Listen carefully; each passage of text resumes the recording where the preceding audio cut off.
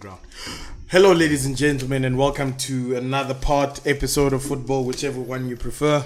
We're back from the break. Previously to this, we were doing all sorts of catch up. Obviously, World Cup happened. We did discuss it, but we didn't discuss the final. We're spending some time on that. And then Potion was also talking about the last time he was in a gangbang. Interesting, yes, I was. And I don't know what he was doing in 6, 7, 8. Lead Street in Sunnyside in a gangbang with a couple of prostitutes from Sunnyside. I don't know why these guys. I don't know how this guy became my friend, dog.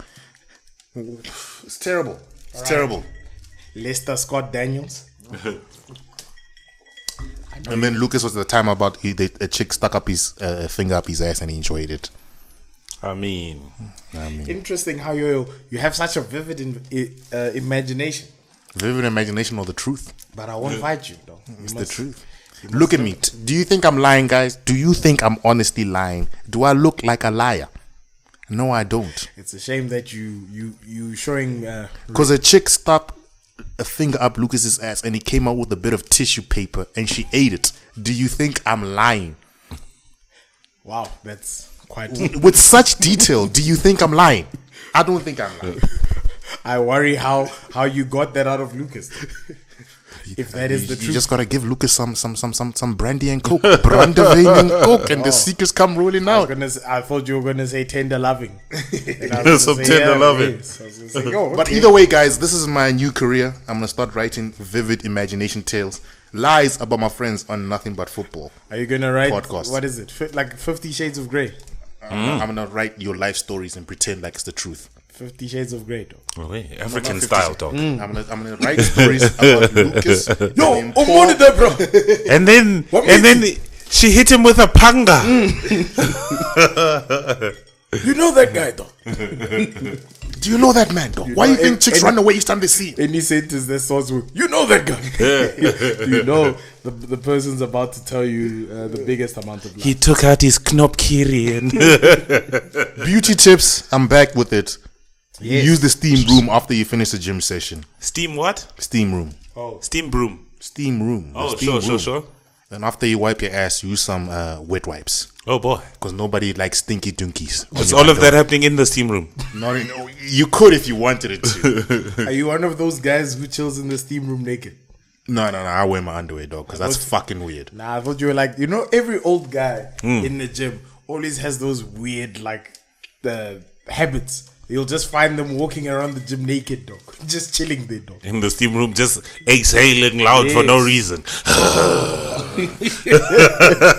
That's what stress will do to you. I think before the break, what did we're not really going to discuss Harry Kane. I don't think that's a need. No, that's not. Fuck Harry Kane, dog. He's a terrible footballer. No, he's a brilliant footballer, but I hate him with all my heart. Anyway, the quote lives. Uncle Curtis said he's a brilliant footballer. Oh, sorry, take that back. I was the quote lives. I was high. The off quote Molly. lives. I was high. I'm on drugs right now, guys. I apologize for what I said. Yeah. I don't know. We can maybe touch on some transfer rumors, actually. We could touch on is Arsenal being top of the league. No, we can. Let's first start it off gently, and then we can round it off that way. Lucas, look at me in the eye, dog. Arsenal is top of the league. Aware. You bitch. Aware. Martinelli is on 6 goals on the way to above 15. Aware. You bitch. After you said, I do not see that happening, we have Odegaard, Saka, and Martinelli on the way to 15 goals. Sorry for calling you a bitch. You're my best friend. But you bitch. So Arsenal stopped deservedly so. I think the chat about 15 goals or whatever was will they all score whatever. It wasn't about Martinelli alone. Yeah, and it was saying will the goals be shared around. Yeah, and they're all going to get above 15 goals. These niggas out here, they're all on 6 though. They're all scoring 1 and 2. Eh? Away. There's a long season to go, dog. Yeah, and they're going to score I think again. they all do have a great goal involvement. You know what's the best way I can put this in terms of how good Arsenal is right now? Aubameyang went to Barca after struggling to score at Arsenal and went on to score double digits in half a season. Got sold to Chelsea and was only scored 1 goal in all the games that he started. We brought our bench player Nketiah onto the pitch, and he's got more goals than Aubameyang. The system works. I'm sorry for doubting Arteta. Lucas, you're going to apologize to me. I never doubted Arteta. I always said he was good for you. No, I'm talking about the goals. We'll talk about I'm that. talking about the goals. We'll talk about that now. But yeah, let me just, I'll just cover the top 6. Because I think right now that's irrelevant.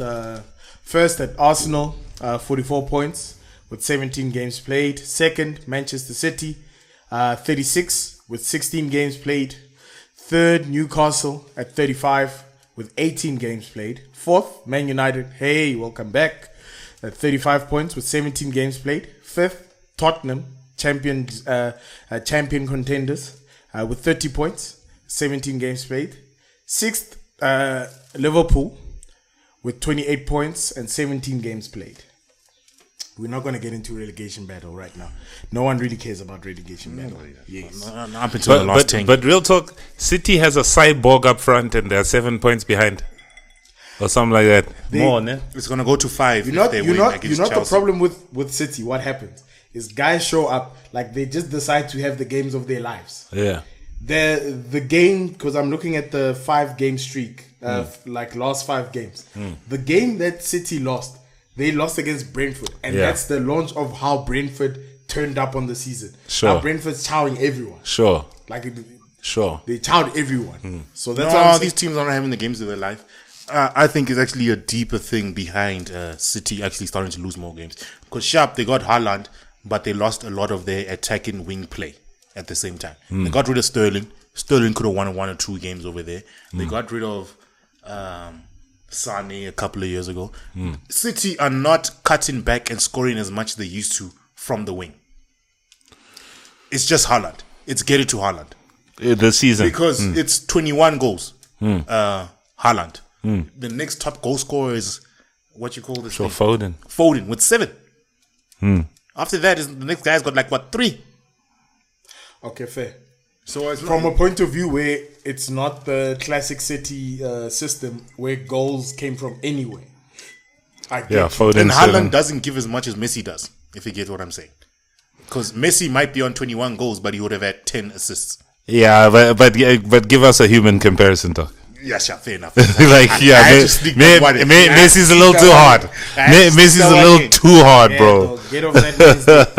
It sounds like get off that man's dick. Why should I when he's not a human, though? Are we sure he has a dick?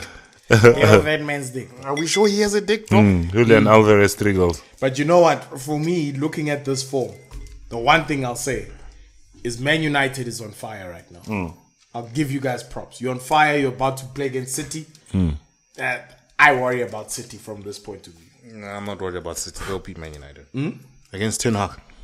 Against Ten Hag? Yeah, because you know the thing, City always used to lose against Man United because Solskjaer will play counter-attack. Ten Hag will try and control the game. Now listen, City will control the game against Solskjaer's top 6 record was amazing. That guy used to play them DVDs. Look at this look at this Champions League final goal that I won with. Believe. I got them to believe, bro. I won't lie, bro. No matter what happened with Solskjaer, as long as he's playing a top 6 team, he was gonna perform. They were ready. Yeah. But I do believe that, this is United's chance to prove that, they're serious about I can even say realistically title contention. It's not far. Everything is still in reach. Yeah. Look. I think it's early in the season that teams look like they're gonna have a chance. But I think if we fast forward 10 plus games, I think the title will come down to probably 2 or 3 teams, right? And then obviously the other 2 or 3 will be fighting for into the top 4. Man United is doing very well. I think the biggest change is Casemiro. I think that man. People were questioning him after Real Madrid, saying that guy's nothing on the ball. He was just get the ball, give it to Kroos and Modric. Now at United, he's showing shit. He can pass too. It's just those guys were spectacular passes. Yes. So he's doing really well. The team's looking good. I think they're still very reliant on Rashford. All right. I think we're probably, and we know now that Rashford is going to hit a dip at some point, and then That's just how Rashford is. He's gonna hit a dip at some point. Someone's gonna come have to rescue him. It normally is Martial. So we'll just have to who see again hasn't really given you things to bet your house on him yet. Yeah, no, he does what he has to do. He's hot and cold, but he's there for you guys. Yeah. Aaron Wan-Bissaka is another player I have to point out for you guys. Who's impressed me over the break. Yeah. He's actually come back. Yeah. It's looking positive for you guys. No, so I think shout out to Tenaga. I think he's done well with the team. I think I wouldn't say title challenge this year because I think there's just still a lot to do. 10 points, bro. You're 10 points away from the title. 9 actually. Yeah, but with so many games to go. Remember, for me, there's a Man City here who you can say you can say, can Man City win 10 games in a row? That answer to me is yes. Can Arsenal win 10 games in a row? This season's form, yes, but they haven't done it before, so I'm hesitant to say yes. Can Man United win 10 games in a row? No. If you said yes, I was going to fight you, dog. I was going to fight you, dog. I was going to like, fuck off, dog.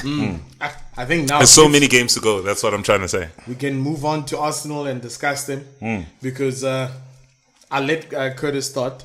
Give me your feelings about Arsenal, and then I'll bring up my feelings as well, how I feel about them. The best way I can put it, Arsenal, how I feel about them. If the team and the players continue taking it with that mentality, we're just looking forward towards the next game and take it one game at a time. As long as the fans can keep that momentum, I think we'll go pretty far. Because luck has fallen our way. The best way I can put it for me is if City got a result against Everton, I'll be worried about the result we got against Newcastle last night. Nah, because then instead of it being a 5-point gap, it's going to drop to a 3-point gap. Oh, City's next game is Chelsea. But I think they'll beat Chelsea. But you get what I'm saying? Like, then I start looking at results differently. But the fact that we're able to stretch the league, then we play against Newcastle, a team that hasn't conceded a goal in 9,000 odd. They've fewest goals conceded in the Premier League. 9,000 odd minutes since they last conceded a goal. And we went away with, we came away with a draw at our home stadium. 2 debatable penalties. There were a couple of good chances where we could have scored in the first 5 minutes of either half. I'm not upset at that because Newcastle have to play City. City look like they drop points when we least expect them to drop. And besides Southampton and United, Arsenal didn't look like they were going to drop points any end of games. So I'm generally happy with our form. If we can keep this form where we just look at one game at a time. Where I'm worried is if Partey gets injured tomorrow. Yeah, there's no natural replacement for him. I saw what happened when Partey came off against Brighton. Yeah. We conceded 2 goals with the quickness. Yeah. Now, if we lose Partey, can I tell you? Then Chris is changing his tune. Can I tell you? If Partey gets injured tomorrow, next week Chris is saying, I don't think we're winning the league. Can I tell you what my worry is now? And I do think we need some strengthening in the attack. You noticed what happened in the last game. Like that's why we only had one substitute. They brought on Tomayasu while we're trying to win the game.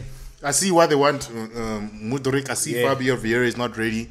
Like I can see why we are like I'd rather have Pepe coming off the bench right now than some of the players that are coming off the bench. But I get at the same time why Arteta moved. Because when I look at our subs, Arteta actually only brings on subs when Arsenal are comfortable in control. Yeah. We don't have game-changing subs. Yes, so he brings them on as in like he doesn't trust them. Yeah. Get your minutes, get your game, so that you're in a comfortable position. Because I sat there and I'm like, hey yo man, Martinelli or Saka need to come off, but I don't see anybody being better. Yeah, I'm even looking at that bench. The game for that was maybe only Fabio Vieira that you would have said. So if Smith Rowe comes back, I have a bit more faith, but I need 2-3 more players.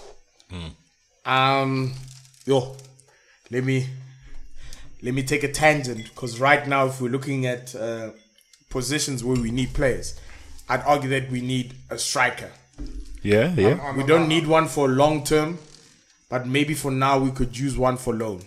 And it seems as though the ideal situation, although they are asking for crazy amounts of money, is João Felix. I think you guys are looking at him as well. Most of the clubs are looking. Chelsea's looking at him. We're looking at him. And United is looking at him, yeah. And low. Oh, this was a terrible bench yesterday for us. Yes, that's what I was saying. Dude, you look at it. It was just defenders, besides Marquinhos. Yes. Jesus. You look at it there and you say, bruh, you kind of can understand. But he did this to himself. I used to say this, that this guy had multiple opportunities to give these youngsters a shot. Throw them in like Wenger used to throw them in. Say, I have faith in you, young man. And just chuck him in there. Then he can swim. Or he sinks. But still, you give him like a taste of professional football. I don't want to talk too much about Arsenal because I don't want to jinx it. No, I was going to ask you. From the João Felix situation, would you want him at your team? Definitely. I think. Second question would be, which is the best situation for the player? Which team would suit him more? So yes, I would want the player. Which team would suit him more? Because he plays more centrally, but he's not a back to goal type of guy. Yeah. You know what I mean? So for me, it's if you're playing him centrally, then it's about unlocking the attack of the guys out wide, right? And then that's where it becomes tough, right? Because in terms of in a linear situation, as in we're giving them all chances, who would score more goals? I think Rashford. Who would beat their player and do whatever the best? Saka. Who is going to run their channel the best? Martinelli. Who's going to dribble, keep the ball the best? Anthony. You know what I mean? So which club would he suit better? I think because of that because of Odegaard, I'd say Arsenal. To unlock him, just tuck a ball in the middle. I think he's already listed. It was 6 years unlock of Pogba at United. Every player that they bought, we're going to unlock Pogba. Let's never use the word unlock again.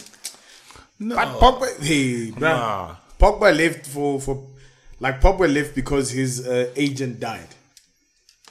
Realistically, the guy was going to argue the money for him died, and United kind of called his bluff and said, "Dude, if you want to go, there's the door." And then he was left with no choice. Yeah, and I mean, where's the similarity? Ten Hag would have died for Pogba. He would have been a fantastic player. I just think the Pogba situation, it was just a shame for you guys. I think if somehow maybe Pogba, but it was already a toxic environment. It was already, so I think that's why he bounced. Yeah, he probably would have taken a decent pay cut. Because he ended up taking one at Juventus. But that was more because he's returning to a place where he was loved. Yeah. But either way. Yeah. So I don't really get how we got to Pogba, to be honest with you. But he used the word unlock. I'm like, let's never use that word again. Because whenever a player's about to be unlocked, he never gets unlocked. Yeah. Look, and I mean, look, it's hypothetics, right? When you're talking João Felix, I think he would do well at Arsenal, but at Arsenal he's going to have to hold the ball back to goal a bit more. I think Chelsea a bit more. He might stay up front for like as long as what you call this thing is Jesus is not there. He might switch with Martinelli on the left. I mean on with Nketiah up front, but he's gonna go to a wing position as soon as Jesus comes back. Yeah. So that's what I'm saying. Arsenal in the center. You're playing against defenders, you know what I mean? Whereas, I think a little bit less at United. Yeah, I'd say Chelsea, bro. Chelsea best for him. Something tells me Chelsea would be better. Dog, any creative player does not belong at Chelsea. No, but any good strikers, Chelsea. He's not a creative player. Any good strikers at Chelsea? No. The thing is, I wouldn't want to play him up front alone anyway. I wouldn't want to play him in the 9 position. So I guess it's where is their number 10 position. How we play. That's how Gabriel Jesus does that play where he, even Lacazette used to do it. That butt into defender. Yeah. But at the same time, Stretch even the with pitch, Jesus in the past couple of weeks before he got injured, he would come deep for the ball. So he could work that way for João Felix as well. I'm just saying, in general, creative players should stay away from Chelsea. I don't know what Christopher Nkunku is going to do over there if we're talking about transfer news. They signing, you know the thing? We need to talk about Chelsea's transfer strategy. I do not know what the fuck is going on there. They just seem like they're buying every young player. Yeah, then they just bought the club at the start here, bought everyone, sacked the coach. But every young player, I don't know what's going on at that club. No. But we'll talk. long contracts. It just looks like Potter just chills in the board meetings, but he just looks like he just chills there. Yeah. What you want, Mr. American Man? Yeah, Okay. I wouldn't like him. What? They just look at him in the side of the room and just say, "Bro, you're getting this guy. Make a plan for him." Oh, okay, so yeah. So he doesn't strike me as the type of guy. You got your American accent on over there, dog. You got your American accent on over there. Okay, so yeah. Yeah, dog. That's what I'm saying. When I'm looking at other... Do you all think Newcastle will stay in the top 4? Yeah, defensive record stays, they'll make top 4. I think the biggest change for Newcastle will be going from attacking team to defensive team. I don't think anybody can ever replicate what Chelsea did under Mourinho again in terms of defensive football and winning winning trophies. Okay, I hear what you're saying, right? And I think Mourinho's team had a strong defense rather than being a defensive team. You know what I mean? That's what I'm saying. Like in general, I don't think anybody can replicate what Mourinho did again, because I feel as soon as it was last night's game against Arsenal to me, when what you call this thing had to attack Newcastle. They had maybe one good chance. Guys were doing crosses from inside their half. When they get a free kick from like halfway line, but Trippier would just blast it into the box. 100%. That I get, but he's saying he's comparing it to Mourinho's team. So I need you to finish that sentence so I can reject it, please. No, but what I'm saying, they're not Mourinho's team. I don't think anybody can replicate what. What is it replicating as good defense? Good Newcastle. I have a very good defense. Yeah. But the transition play from defense to attack cannot be replicated. So I hear what you're saying. Look, I wouldn't put them in the same category, because when you say defensive team, that's to me, we've given up possession, we're just getting you on the counter attacks. Mourinho's team controlled a lot of games, so I wouldn't put that there. Top teams did what Mourinho's team against top teams did what they just did. We given up possession. Yes. And we're only relying on set pieces. No ways. No, I'm saying giving up of possession. Okay. Mourinho against teams that were more creative literally gave up possession.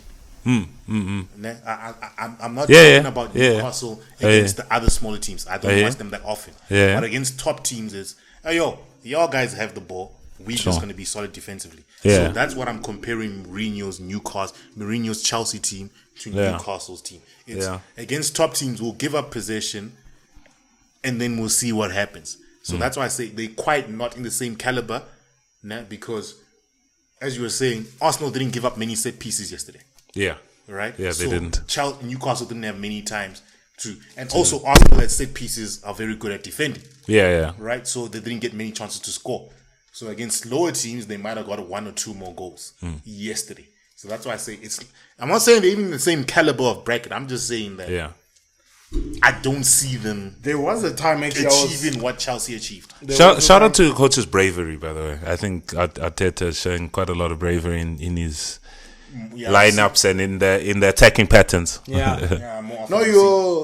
That's what happens when your board backs you. You can see the board is backing him. Remember when they renewed his contract that time? He was in a bad run of form, and they said, "Me bruh, take a contract. It doesn't matter what's going on now. You'll come back." But speaking of managers that are not doing so well, I figured we'd talk about one of Chris's favorite managers. His boy. Frank Lampard seems to be doing quite badly.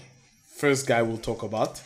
Second team that we'll actually talk about that I feel have kind of dropped the ball a little bit. Even though of their last five games they've done okay. No, they haven't actually. They've won 2, lost 2, and drew 1. Tottenham Hotspurs. We're going to get on the hate. Yes. Tottenham Hotspurs seems to have lost it a bit. Because for me, they seemed as though they were a side. No, actually, we spoke about it in the beginning. We were saying that they were title contenders and whatnot. I never said they were top 4 contenders. I never said that. You never said it, but you... Because I'm a hater at heart. Yes. No, but yeah, we're talking about them now. So let's start with Frank Lampard. Let me start with you, Uncle Curtis. Break down... Please start with Lucas so I can give a fair analysis. looking at them now, like these guys are on a bad run of form. I mean, one could argue these guys spend quite a lot of money, considering where they were last season. I don't think so much in the summer. They actually lost the Richarlison, yeah. They lost the pivotal player, so it makes sense. They bought Mopé. Idris Igana Gueye came back. Onana, who's a good player in my opinion. Who else can I They think? sold Lucas Digne. But Mikhalenko was always there. He was there from last season. So he was a decent replacement for Tarkowski. Tarkowski was a... Was he there already? No. He was signed from Burnley. Oh, Connor Cody? McNeil also. Connor Cody. Yeah. So signed a lot of players in the defense. They should have signed in attack. But Mopé is actually quite a decent attacker. Just hasn't worked out. Any thoughts on Everton in general? Winning 3 games... What is winning 3 games, drew 6 and lost 9. I think they beat City also somewhere, right? No, it wasn't them. Sorry, but anyway, They drew to City. Yeah, they got a decent result against City. Yeah, that was a decent result. But what I think to them is first of all, Everton's a weird club, right? There's some point where they just wasted money. I think even most of those players they wasted the money on is gone, right? Yeah. The best signing they made was Iwobi. Have you seen that man jamming? He benches half the time. He doesn't. He starts half the time. Does he start now? He's the best player in the past 10 games. Okay. Frank Lampard loves that boy. Fair. Yeah. But anyway, there's a point there, and even he was 40 million pounds. Yeah, that's what I was gonna And say. it was good money. We are not going to pretend it wasn't good money when... What was that guy from Liverpool fleeced like 6 players for 30 million plus each? Bournemouth. Solanke. Yeah, Solanke. Jordan Ibe. Yeah. What's that other guy's name? Brewster. Yeah. Brewster was the tipping point for me. Yeah. Yeah. We're not going to talk about Arsenal selling players for decent prices. Yeah. No, but towards Everton, I think they have been overtaken now by quite a few clubs, right? I think not too long ago you would have fancied them before West Ham.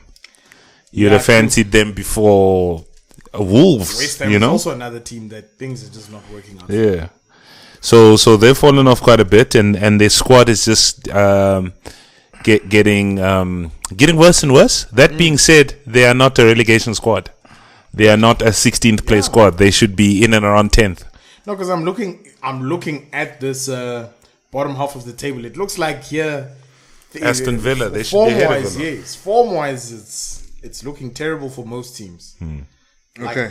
There aren't many teams who are doing quite well. Okay, can I speak? I'm going to give Frank Lampard some praise very soon. Give him praise.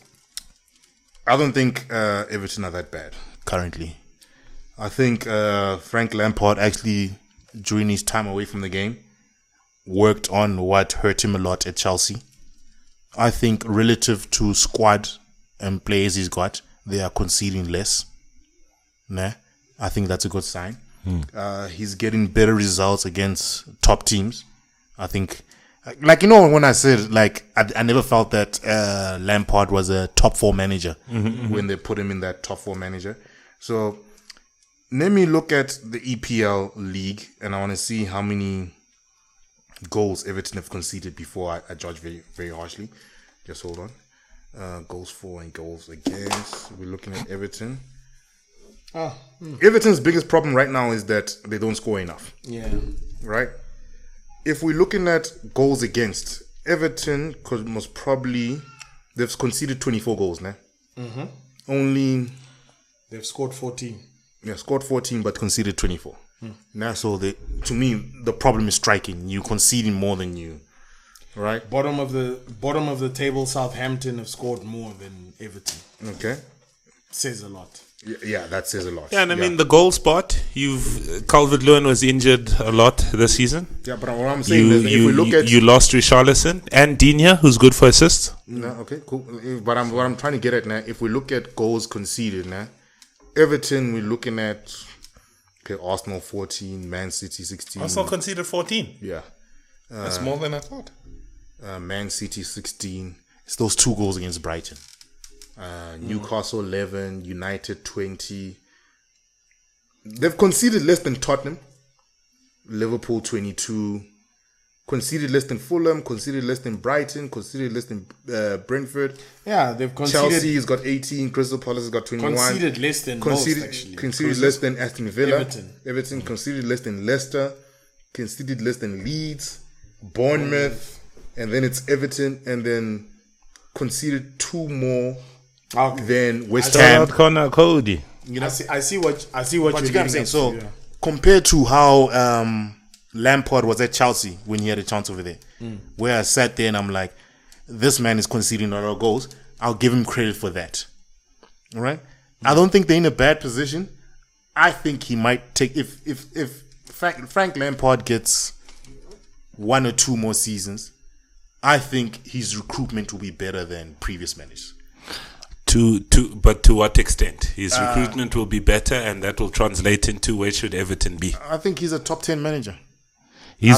But where should Everton be? Everton is he their level? Is he? He's Everton's level. That's how I view it. Everton is a top 10 club to me now. Yeah. Because sharp now, I'm going to be very harsh when I say this. Ancelotti, because Ancelotti went on to go win the Champions League again with Real Madrid now. But Ancelotti wasn't up for the job at Everton. With the resources he was given. Because even the recruitments that Ancelotti made, there was not a solid defense. Yeah. I don't think Ancelotti was suited for the Premier League with Everton. At Chelsea, it's a different situation. Okay. But at Everton, it's a very different situation. I get you. So what I'm trying to get at is, I think he's doing decent. It's better than I thought that he did in the Premier League the first time round. Because the first time round, I was like, this man is still a championship manager. But the way he's came back into football now, and you guys know I'm a Frank Lampard hater. Yeah. You know, the way he's came back into football in the Premier League right now, he's doing a decent job. He's conceding less. Now, besides the Brighton 4-1 loss the other day. I don't remember many games where Everton have conceded a lot of goals. Each time I hear about Everton, they're conceding 1 goal. Yeah. They draw in 1-1. They're winning 1-0. They've been very good defensively. And I'm proud of him for going that direction. So I don't think he's doing a terrible job. I think he's just doing the most with what he was given. Because I believe, especially with the way they play, where I'm seeing that Iwobi's playing well under him. I'm seeing 1 or 2 attacking midfielders play well under him. If he gets a decent striker besides Dominic Patrick Calvert-Lewin, my favorite player over there. If he gets a better striker than him, they score more goals. They 3-4 positions higher. But I'm not talking like a striker where you spend 100 million. I'm talking like if you do your recruitment and you spend decently. Yeah. So the best way I can put it, Mason Mount at Everton does a brilliant job. At Chelsea, he's average. That's how I view it. So I think he's doing a brilliant job at Chelsea, but I hear what you're saying. But look, for me, it's a thing of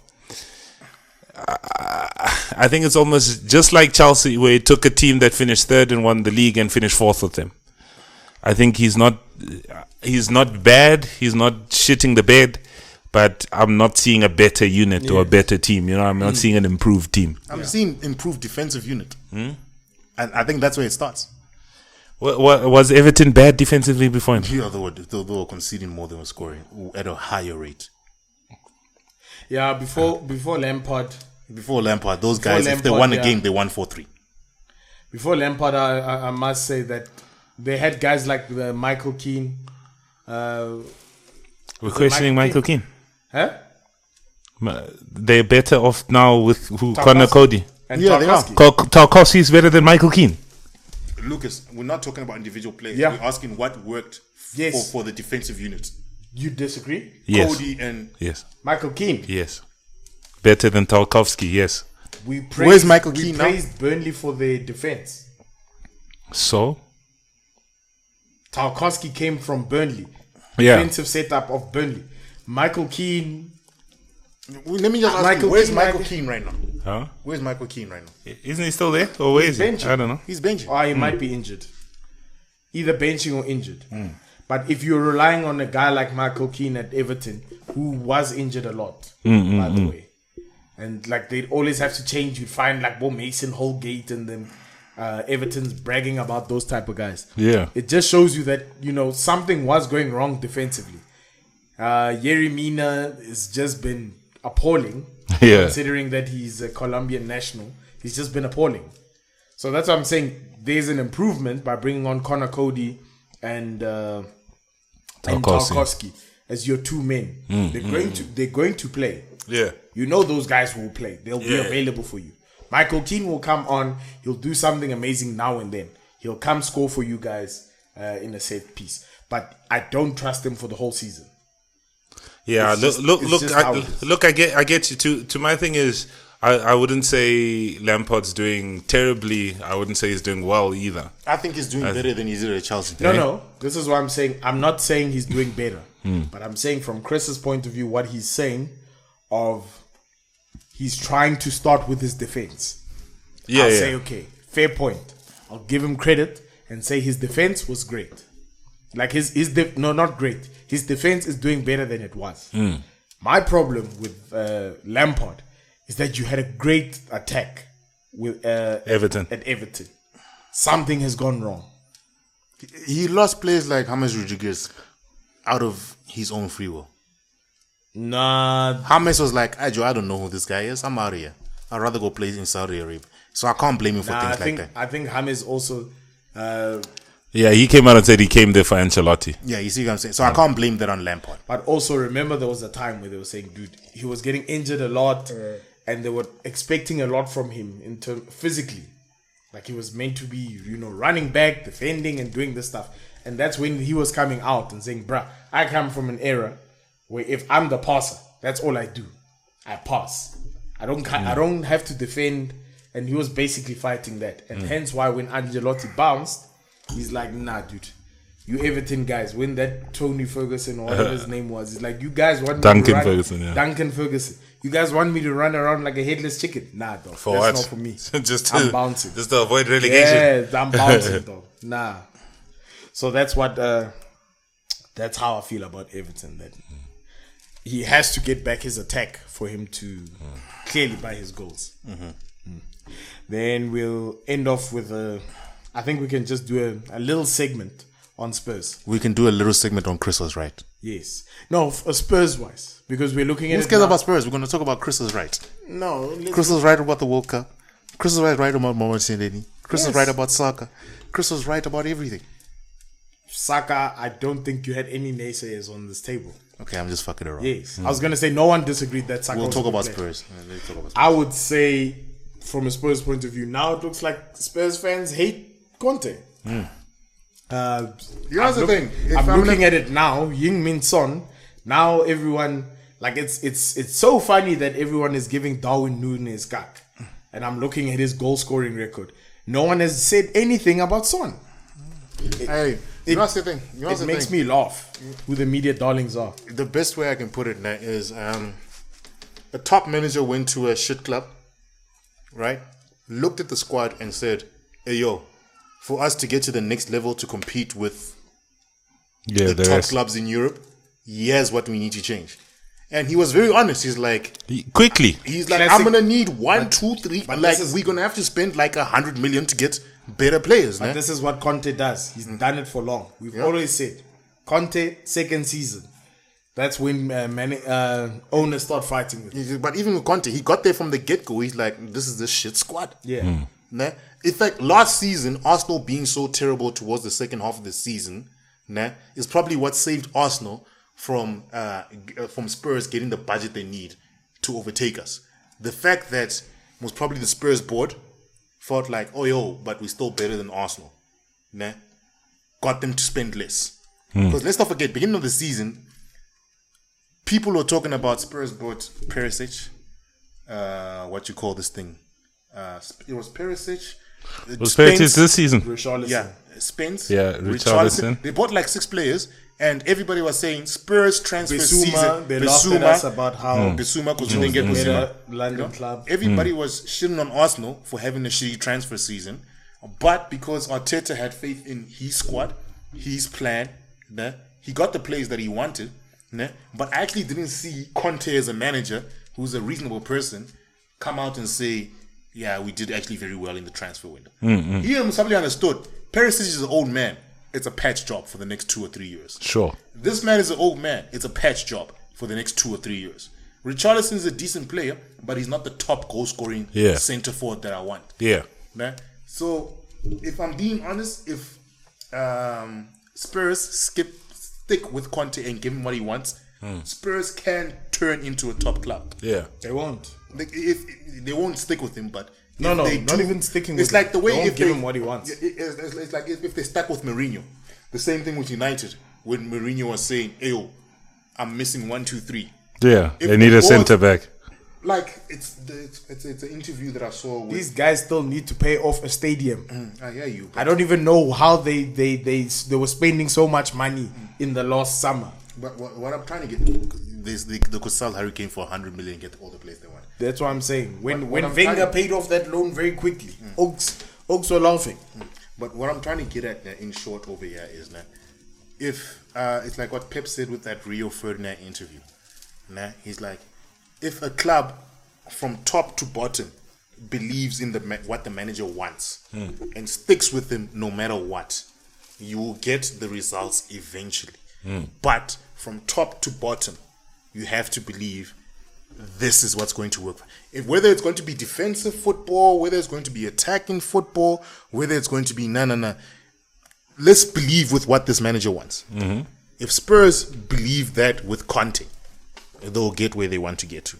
Because I mean, in the interview, it was Pep saying, "Hey, yo, don't give credit for what Mikel Arteta's doing at Arsenal to me.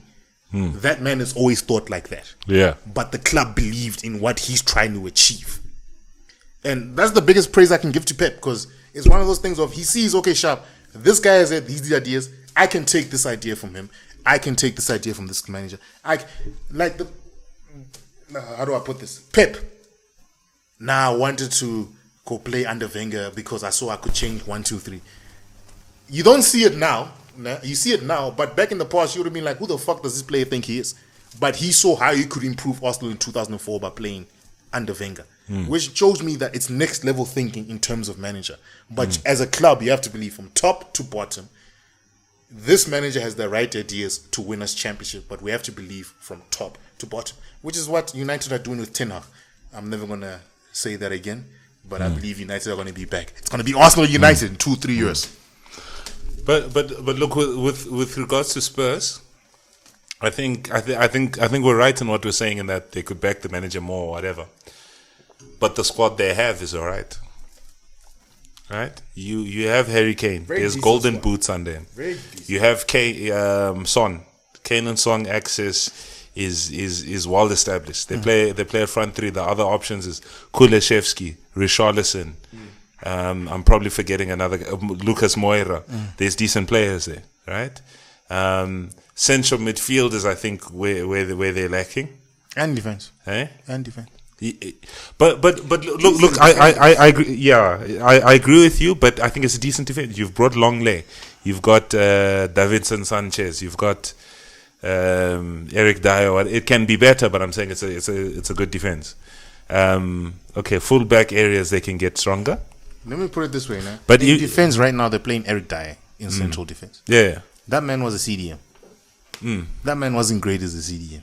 He moved into defense to plug a patch. What I'm trying to get at here now is, it's the way I look at it now. It's when other managers were like, "Yeah, I have a terrible defense right now, but what I'm gonna do is, from the top, everybody has to defend." Yeah. And then there's a belief of defense. Yeah. And then average defenders become better. Yeah. But maybe where I'm coming from is, if we go back to the start of last season, I think they had a better squad than Arsenal. It's always been debatable to me. They did. Or a stronger squad. Let's put it that way. Arsenal players were still young. The start of this season. No, last season. This season you've overtaken them. I'd even say the start of this season. No, listen. The start of this season, we all looked at the Tottenham squad and said, on paper, these guys are better. Not me. How young? The start of last season, yes, but this season, no. You know, I say not better now because I looked. No, let's look at player for player. Yeah. Kane, better striker, no doubt. Yeah. Son, better second striker, no doubt. But when you start looking at the midfield down, you're like, yeah, that's what I'm saying. Party. Can I say something? We had Tierney versus Tierney would probably chow Sessegnon. Yeah. A centre back, Gabriel over Davidson Sanchez. I'd compare him to that guy. We'd say Davidson Sanchez It was 50-50. would be better, considering what happened. Better than Gabriel. No, we wouldn't. No, Gabriel's been better than him. They've both been in the league. Beginning of the season. Yeah. Ball, what happened now? Yeah. You'd say Davidson. Look, I'm not saying Saliba unproven. Dude, I believe they had Kulusevski was having bangers of games. Yes, but we had to. Yeah, but Saka was jamming. But Saka was jamming. Dog, I'd look. Let's look at key okay, the Davidson Sanchez one. Okay, I think I'll give you. Yes, that's what I said, dude. Gabriel, we were looking at him and saying, dude, you're strong. But there's times where you lose your mind.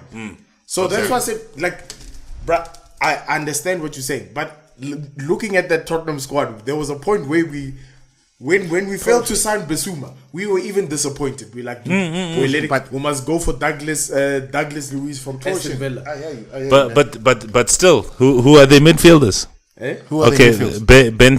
Bentancur, decent midfield. He's not better than whoa. Odegaard was already jamming. Partey was already there. Chaka was already there. Would you have ever picked Bentancur over those three? But what I'm saying is Thomas Partey was an injury hazard. Last season, Odegaard wasn't as great as he is right now. But which Tottenham guy would you have picked over him? Even Bentancur came in January, did all right.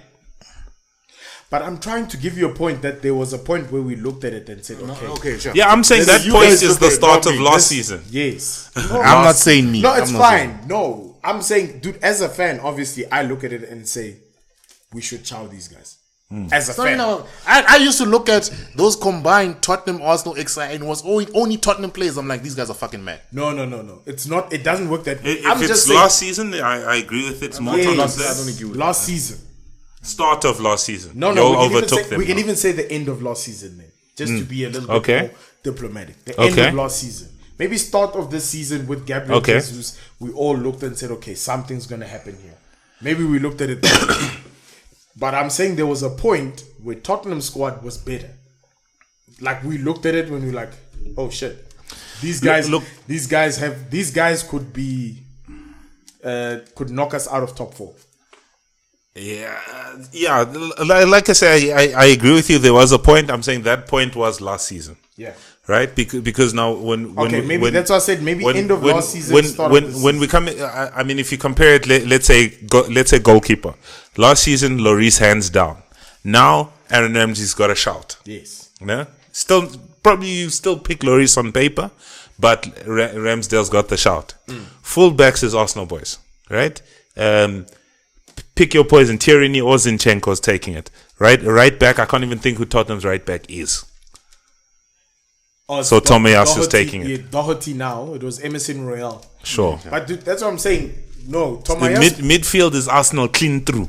Yes. It's now. But that's what I'm saying. It's now. What I'm saying is these players you're picking were there last season. It's not now. That's what I'm saying. They are exceeding expectations. They're not. No, they're not. They're performing at their level. No, they're not. The only person exceeding expectation is Ben White. You're telling me Martinelli playing the way he is now. We looked at it at the beginning of the season and said he's going to be this way. I told Lucas is going to get 15 goals. Martinelli 6 goals. It's different because you were just arguing for the sake of arguing. I'm not arguing for the sake of arguing. I see talent. No. So what I'm saying is he's doing well. He's not reinventing the wheel. He's playing well. Yes, he's playing well. But what I'm saying is that there was a point where you could have, from the end of last season, the way Tottenham worked, the way Tottenham was coming up, you could look at the Tottenham squad and say, that squad is better. Proportion. You could. No. I don't but I disagree. If I'm being honest, I don't disagree. believe that. There were people last season, let me put it this. There were people last season that believed the Tottenham squad were better. But I was looking at the squad and I'm like, you got Eric Dyer in defense. But what the fuck is that guy doing? No. I'm like, Kulusevski is 50-50 with Saka. I'm looking at Harry Kane and Son. I can't argue. No, I'm saying at last season at that point. Okay, it's sure. 50-50. I'm looking at Harry Kane and Son. I can't argue against those two players. But who was in midfield they were talking about? Højbjerg. You even said Højbjerg? Yes. But I'm saying Højbjerg. Last season. That's what I'm saying. Last season. Højbjerg over Thomas Partey. But this is why it's Thomas Partey over Højbjerg. Last season. It was. When a fit Thomas Partey over Højbjerg. But can you understand what I'm saying? No, I wouldn't have picked Højbjerg over Partey. No, but Partey over Højbjerg. The thing is, both of you guys are answering the question with what you know now. I'm saying go back to before the season even started. Go back to it. Would you have looked at the Arsenal side and say these guys are going to be where they are at right now? So me, the Tottenham hater, said Tottenham was better. No, I'm saying you, the Arsenal supporter, I don't expect much. I don't expect you to look at the Tottenham side and say, these guys are dangerous. And I looked at it from a point of view as in like, I'm trying to be objective. I'm an Arsenal fan. I love my team. Yeah. But damn. So look, I think Partey, I've always sang his praises. Chaka, I've always sang his praises.